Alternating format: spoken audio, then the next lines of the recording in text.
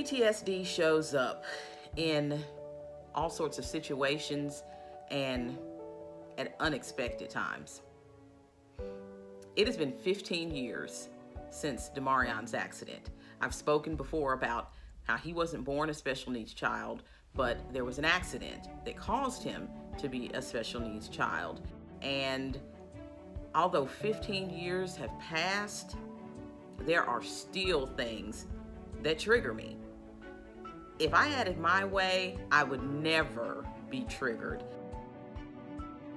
I honestly thought that I wouldn't really have triggers anymore because I've tried to do the work. I've done therapy. You know, it is hard when you get a phone call at work one day that there's been an accident with your child. And I never imagined everything that would follow in the years to come since that accident. I talk openly about my PTSD because although I think I've done pretty good at managing it or not being triggered by the events that happened 15 years ago, there are still some things that I have no control over and it triggers me. Like to this day, anytime that I hear an ambulance siren, I immediately, get a little on edge. And it's not like when you're driving down the street and you hear a siren and you're thinking, oh, I need to move over. Mine is, oh my God, I hope it's no one in my family that's hurt. All the time. I try to work my way through that, but it comes back every single time. And if an ambulance is close to me, it's almost like I have to pull over and stop because of the things that it triggers, and I can't stand it. But it is what it is. I recognize it, and so I do try to work through that.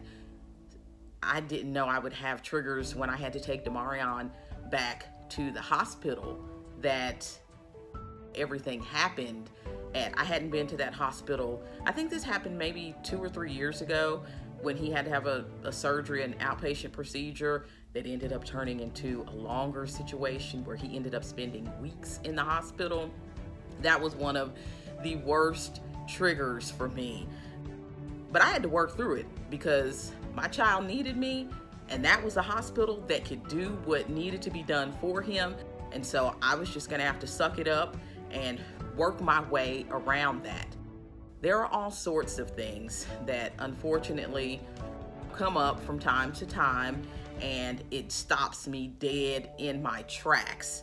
And I have to think about it, process it, and keep it moving. But I know that it doesn't have to be an accident that triggers things, because I understand that even children who are born special needs, there are events that happened that lead up to that, where parents have those triggers for the rest of their lives. So I just want to say that, hey, it's okay.